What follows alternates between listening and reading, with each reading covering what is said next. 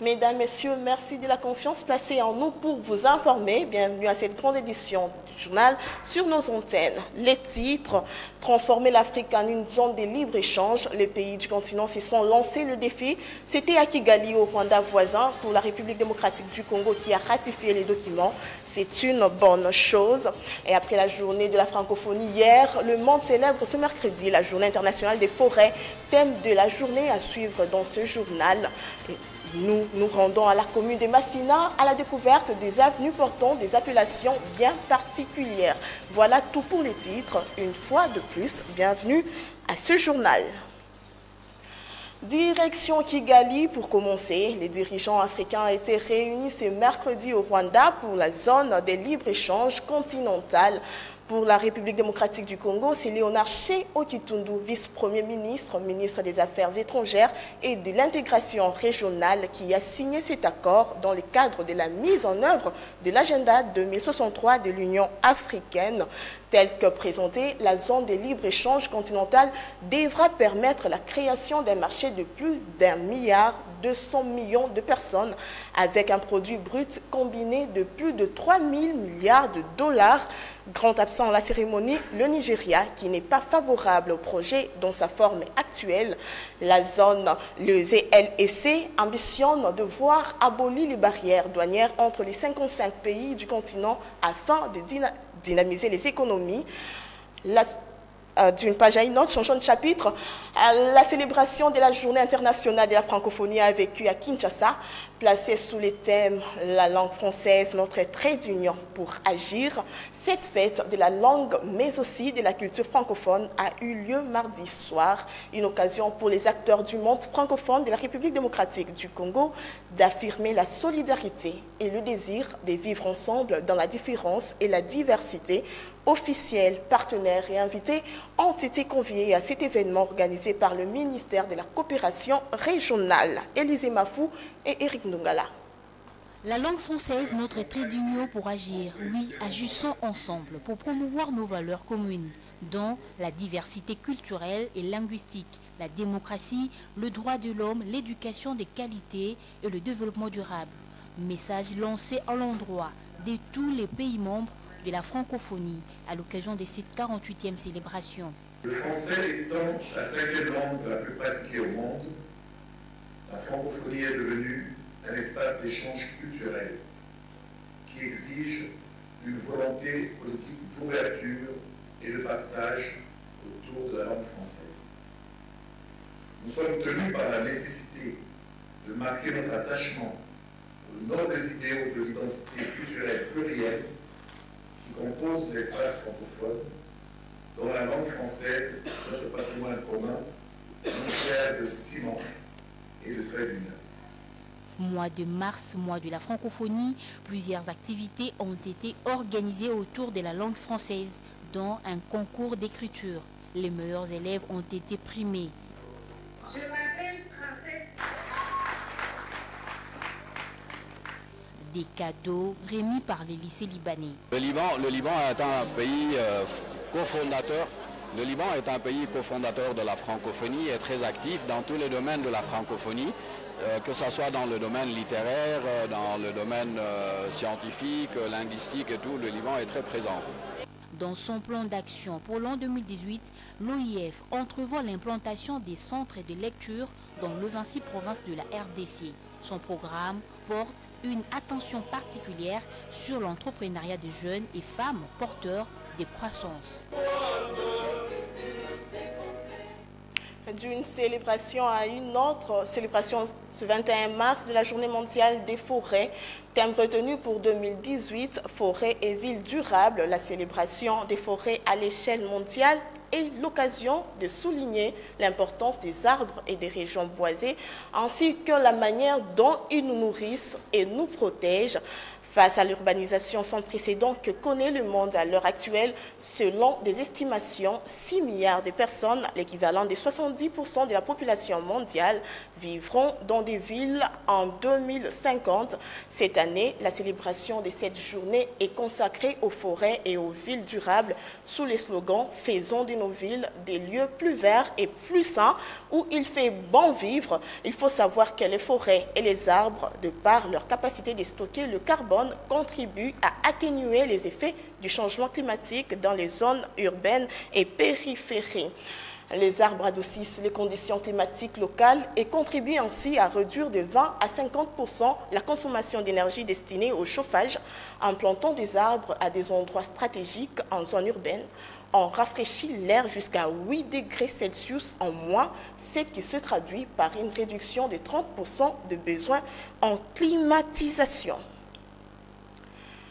Et du côté du ministère de l'Intérieur, le vice-premier ministre a procédé à la remise officielle des véhicules 4x4 au gouverneur des provinces, Henri Mova, qui a personnellement présidé cette cérémonie avec quelques chefs d'exécutif présents dans la capitale, a précisé que cette dotation devra contribuer à consolider l'efficacité des actions à mener sur terrain. Suivez. L'itinérance des autorités des entités territoriales décentralisées est mise à mal par la carence en moyens de locomotion. Il n'est pas rare qu'administrateurs et officiers des polices judiciaires recourent à des moyens archaïques type vélo ou pirogue. Des véhicules neufs constituent une bouffée d'oxygène dans ces contrées reculées. De nouvelles personnalités ont été désignées par les chefs de l'État pour s'occuper des territoires. Il faut envoyer les soldats avec des munitions et des armes à la guerre. Et voilà, nos administratifs à la base vont vraiment avoir la territoriale développement pour assurer leur itinérance. Nous profitant de la présence fort opportune des gouverneurs ici à Kinshasa, nous allons leur émettre officiellement les véhicules qui sont destinés à leur territoire respectif, de sorte que donner la consolidation de l'action publique, qu'on ait l'efficacité à la base, la fameuse restauration de l'autorité de l'État, c'est aussi ça. Qu'il y ait une symbolique, l'emblème qui montre que l'État bouge, l'État existe, l'État fonctionne à travers la mise à disposition de moyens logistiques aux administratifs des terrains, aux administratifs de la base. La province de Maïndombe, avec ses 8 territoires, a donc bénéficié des 8 véhicules. Je remercie le vice-premier ministre, le ministre de l'Intérieur, qui nous a remis aujourd'hui donc ces véhicules pour le compte de nos territoires respectifs. Remercier donc par-dessus tout les chefs d'État, initiateurs de ces grands projets. Pour Henri Movasakani, il est important que les administrateurs des territoires nouvellement nommés travaillent dans de bonnes conditions pour un meilleur rendement. La Cour militaire de Bukavu a condamné mardi 20 mars Abbas Kaunga, ancien coordinateur provincial de la cellule antifraude, à la peine de mort. 25 de ses proches ont été aussi condamnés à différentes peines. Tous les condamnés ont été conduits après à Kinshasa pour purger leur peine à la prison militaire de Ndolo. Ils ont été reconnus coupables de rébellion, association des malfaiteurs, assassinat, tentative d'assassinat, détention illégale d'armes et des munitions de guerre. Condamnation à Bukavu et libération à Goma, où 9 personnes arrêtées lors de la marche du comité laïque de coordination organisée en janvier dernier ont été libérées ce mardi 20 mars après avoir passé 60 jours de détention à la prison des Munzeze au Nord Kivu. Parmi les personnes libérées figurent 5 militants du mouvement citoyen Lutte pour le changement, Lucha, 2 membres de l'Union pour la démocratie et les progrès social UDPS et 2 autres personnes arrêtées à Goma le 21 janvier dernier lors de la marche étouffée du CLC. Changeons de chapitre, processus électoral et son appropriation par les forces politiques après la plateforme des Katumbistes créée en Afrique du Sud et celle de Bahati Lukwebo dénommée AFDC et Alliés. Un autre regroupement aux visées électoralistes vient de voir le jour. Autour de Freddy Matungulu, ancien ministre des Finances, de l'économie, de l'industrie et du budget, vient de naître la plateforme dénommée Synergie électorale Notre Congo, Sienko. Détail dans ce reportage de Rachel Kitita et Alain Zongola. C'est en vue de se préparer aux prochaines élections que le président national de Congo Nabisso a annoncé officiellement ce mercredi 21 mars 2018 la création de la plateforme électorale Sienco, Synergie électorale Notre Congo. Pour améliorer nos conditions de vie, nous devons remettre la patrie sur la voie du travail bien fait, du progrès. L'urgence de la refondation de la nation se passe aujourd'hui de tout commentaire. Notre regroupement politique, la Sienco, poursuit 3 principaux objectifs. En plus, évidemment, de conquérir le pouvoir. 3 principaux objectifs, à savoir rétablir la dignité perdue de notre grande nation, s'assurer du retour de la sécurité sur l'ensemble du territoire national et, bien entendu, lancer les travaux du développement d'une économie forte et inclusive. Selon Freddy Matungulu, la Sienco se veut être un terrain de réarmement moral des Congolais. La Sienco entend être totalement inclusive, visant à mettre au service de la nation le savoir-faire politique et technique, collectif des Congolais de tous horizons politiques et de la société civile. Elle sera le terrain national de réarmement politique et moral des nombreux Congolais qui veulent se surpasser et s'investir résolument dans la reconstruction de notre pays. La Sienco, en croire Freddy Matungulu, va se jeter à fond dans la bataille électorale pour la conquête du pouvoir, cela à tous les niveaux. Il a annoncé par ailleurs la sortie en mai 2018 du regroupement politique. Il appelle les Congolais et les acteurs politiques à rester unis. Devant la presse, mercredi 21 mars, l'autorité morale de Congo Nabisso CNB, parti politique du Rassemblement, a annoncé la sortie officielle des Sienco pour le mois de mai. À en croire cet ancien cadre de Fonds monétaire international, l'idée est de former un front commun. Il l'a dit à la presse au sortir de la manifestation. Rachel Kitita. L'occasion de me prononcer là-dessus depuis quelques mois maintenant, en disant clairement que je crois que le peuple congolais a beaucoup souffert des fautes commises par l'opposition sur la question du rassemblement de l'opposition en 2006 et en 2011. Aujourd'hui, la situation dans notre pays est devenue totalement invivable et en ce qui me concerne, il est important que tout soit mis en œuvre. Et pour qu'au niveau de l'opposition, on puisse maximiser nos chances de remporter l'élection présidentielle en particulier. Et ça passe notamment par la mise en place d'une candidature unique de l'opposition. Je suis candidat à la prochaine élection présidentielle, mais j'entends travailler avec les autres amis de l'opposition pour que nous trouvions la méthodologie qu'il faut nous permettant de dégager cette candidature unique. Et s'il s'avère qu'après consultation avec les amis, parce que moi nous allons, en tant que candidat de Congo Nabisso et de la Sienco maintenant, nous allons nous employer à convaincre nos amis de l'opposition sur le bien fondé, évidemment, de la désignation du citoyen Freddy Matungulu Mbouya-Milankia comme candidat de l'opposition, représentant l'opposition à la prochaine élection présidentielle. Mais nous souhaitons que cela se fasse de connivence et en concertation avec les autres amis de l'opposition. Et d'une plateforme à une autre, à l'Union pour la démocratie et le progrès social, on se prépare à mettre en place sa propre plateforme électorale en perspective des élections prévues en décembre prochain. La plateforme devrait avoir comme appellation UDPS Tshisekedi et alliés. L'objectif serait de permettre à l'UDPS de fédérer toutes les forces autour d'elle pour gagner aux prochaines élections à tous les niveaux. Il s'agirait d'un regroupement de plusieurs partis politiques et associations qui devront signer conjointement une charte. Le secrétaire général de l'UDPS, Jean-Marc Kabound, continue tout de même à poser des préalables pour engager l'UDPS dans le processus électoral. Question de se rassurer notamment de la fiabilité du fichier électoral et la fin de dédoublement de l'UDPS à l'instar d'autres partis de l'opposition.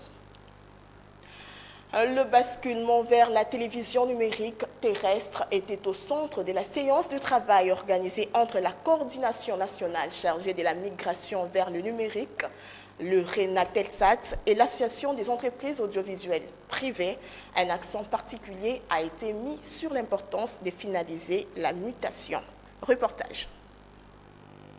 La migration de la télévision analogique classique à la télévision numérique terrestre aurait dû être effective au 17 juin 2015. Après un moratoire de près de 3 ans, le basculement en devient inévitable. Les médias audiovisuels privés sont invités à se conformer dans les meilleurs délais aux prescrits légaux en la matière. La migration a déjà commencé depuis 2015. Nous avons parlé de la phase exécution, et là nous sommes vraiment dans la phase exécution, implantation au niveau du Kinshasa. Tout le monde a été informé depuis 2015 de la migration, et donc ceux qui ne sont pas en mesure de le faire, c'est la conséquence logique de leur fonctionnement. Le désormais diffuseur national, qui se trouve être le Renatelsat, est prêt à accompagner les médias privés à capitaliser les avantages de la TNT. Le Renatelsat est prêt pour la prise en charge de toutes les chaînes de télévision de Kinshasa dans le programme de migration numérique. Et donc, l'équipement est prêt, les équipements additionnels ont été achetés. Je peux donc vous confirmer aujourd'hui que le Renatelsat, diffuseur public de la RDC, est en mesure de prendre toutes les chaînes. Le compte à rebours a commencé à double titre. Une meilleure qualité de l'image garantie et une couverture maximale au pays et à l'étranger. Mois de mars, mois de la femme, des célébrations en célébration en passant par la sensibilisation, c'est tout le sens de la manifestation organisée par les femmes de l'Union pour la promotion des paysans du Congo, accompagnée du bureau politique conduit par son président national Vital Kabwiku.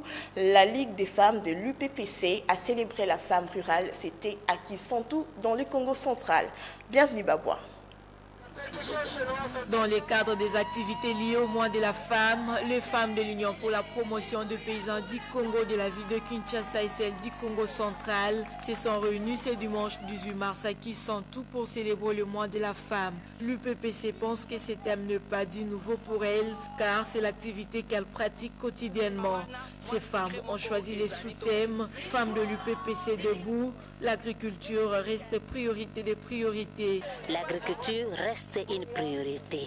Toyaki ana Congo central et si katozalaka na champ na biso, il y a 3 hectares ya manioc, sur culture à manioc. Pour la présidente fédérale de l'UPPC Tchangou, Madame Neftali Idia, le gouvernement n'a fait que rejoindre l'UPPC avec ses thèmes choisis. L'UPPC, c'est un parti des paysans. Au fait, nous avons tout simplement compris que le gouvernement de la République nous a rejoints. Parce qu'au niveau de l'UPPC, nous disons que les femmes de l'UPPC sont déjà debout. Et elles sont debout pour l'agriculture. C'est-à-dire que pour nous, l'agriculture, c'est une priorité des priorités. En fait, ce n'est pas du nouveau à l'UPPC, c'est le travail quotidien. Vous venez de vivre vous-même la réalité. Les mamans ont visité leur champ de manioc, donc l'UPPC est là pour encadrer le paysan. Signalant que ces femmes ont démontré ce qu'elles pratiquent dans leur champ de manioc. La connaissez-vous? Elle s'appelait Madeleine Sophie Bara, fondatrice de la congrégation des religieuses du Sacré-Cœur de Jésus. En ce mois de mars, mois consacré aux droits de la femme, au lycée de Kimwenza, on garde une pensée pieuse pour cette femme exceptionnelle qui a consacré toute sa vie à l'encadrement de la jeune fille. Retour sur la vie de la sœur Madeleine Sophie Bara dans ce reportage réalisé au lycée de Kimwenza et Manitangu. Mois de mars, mois consacré à la femme, voilà pourquoi cette dernière doit à tout prix avoir des références et modèles en termes de vertus. Et parmi ces modèles, au lycée de Kimwenza, il y a une qui inspire particulièrement. Madeleine Sophie Bara, née en France le 13 décembre 1779, dès son enfance, elle se consacre à Dieu. La fondatrice de la congrégation Sacré-Cœur, nommée supérieure générale en 1806, charge qu'elle a assumée jusqu'à sa mort. À son actif, des pensionnats et des écoles gratuites sont ouverts. Elle avait pour passion l'éducation de jeunes, mais surtout celle de jeunes filles. Voilà pourquoi elle devra inspirer plus d'une en ce mois de mars. Madeleine Sophie Bara, c'est d'abord notre fondatrice. C'est elle qui a fondé les religieux du Sacré-Cœur de Jésus. Et c'est notre modèle de femme, une femme avec beaucoup de vertus, qui avait une vision pour une société, parce que c'était au fait après la Révolution française qu'elle a conçu cette idée de fonder une congrégation qui mettrait en valeur la femme et plus particulièrement la jeune fille. Et Madeleine Sophie Bara a voulu mettre en valeur la femme, elle voulait éduquer intégralement la femme. Et éduquer intégralement, c'est éduquer la morale, l'intelligence, la tête, le cœur et l'esprit de la jeune fille. Les élèves du lycée Kimwenza, bénéficiaires des œuvres de Madeleine Sophie Bara, disent leur reconnaissance. J'étais ici depuis la 2e année. J'ai acquis une bonne formation. Je suis la 3e de ma famille à fréquenter le lycée de Kimwenza. Sophie Bara est morte en France il y a longtemps, mais ses œuvres continuent à parler partout dans le monde et nous en bénéficions. Décédée à Paris le 25 mai 1865, Madeleine Sophie Bara fut béatifiée en 1908 et canonisée en 1925. Madeleine Sophie Bara de Rez Mémoire. Après Kimwenza, rendons-nous à présent dans la partie est de la capitale, plus précisément au quartier Sans Fil de la commune de Massina. Dans ce quartier, nous y trouvons des avenues qui portent les noms des premiers occupants, des institutions, mais surtout des personnalités célèbres à l'époque de la Conférence nationale souveraine. Hermione Nianvou, Christian Sialouka et Eric Kalambay. Pour la petite histoire, c'est vers la fin des années 80 que la partie de Massina Sans Fil au quartier 1 était lotie. Matankumu, une avenue très connue et la principale, elle porte le nom de l'ex-ministre des Affaires foncières. C'est elle qui avait loti les quartiers. L'histoire est bien connue de riverains. On a Sans Fil, c'est-à-dire Batu mingi occupant ya parcelle ya venu oyo ya bazwa ki ba parcelle avant. Les premiers occupants ont baptisé leur nom aux avenues. Pendant que c'était un terrain vide, ils ont chacun donné leur nom aux différentes avenues. Il y a aussi Matungulu et UDPS, dit cet homme. Puis Kala. Bon, je m'excuse, hein. Le cas il y a l'équipe quartier moko ba UDPS ba fanda mingi ba la réunion. Il y en a donc en combo, IDPS. Plusieurs avenues de Massina Sans Fil portent aussi les noms des premiers occupants du quartier, mais surtout des noms qui étaient à la une à l'époque de la Conférence nationale souveraine en 1991. On y trouve UDPS, Maréchal, Mosengo, Kawata, Mwamba et Matankumu. Kawata, c'est le nom de mon oncle qui est le prophète Daniel Kawata de l'IEC, de aumônier de l'IEC. Ça me fait du bien parce que nous sommes d'abord connus sur notre pays parmi les gens qui a le nom de l'ère à venir. Mwamba était le premier occupant de cette avenue. À l'époque, il n'y avait que sa maison, 17 femmes. Les quartiers Sans Fil étaient même surnommés Gombe par le célèbre chroniqueur Boloa Bonza. On ne quitte pas encore Massina Sans Fil pour se rendre sur l'avenue OCPT, cette fois-ci, qui se trouve dans un état de délabrement avancé. Pourtant, c'est l'une des avenues principales qui desservent le quartier. Cet état rend la circulation des véhicules difficile. Hermione Nianvou, Christian Sialouka et Eric Kalambay. Il n'y a pas que l'avenue de l'université en état défectueux. Au quartier Sans Fil, l'avenue OCPT est plus que défigurée. Des nids de poules sur cette artère empêchent la libre circulation des véhicules et même des passants. Seuls les taxis-motos tentent de se créer un chemin. Cette avenue est allée jusqu'au quartier 1, c'est le boulevard Lumumba. La grande difficulté reste le mauvais état de la route. C'est avec beaucoup de peine que j'exerce ce métier de taxi-moto. Oui, toi forcément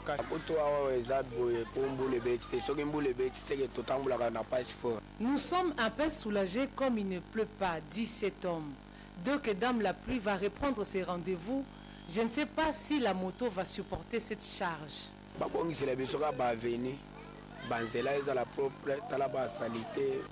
Les routes secondaires sont d'une importance qu'on ne peut plus démontrer.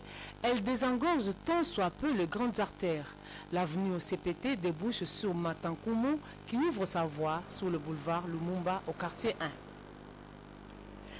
Place à présent à la revue de presse. Les journaux parus ce mercredi dans la capitale ont été sélectionnés et commentés par Amendi Mouani.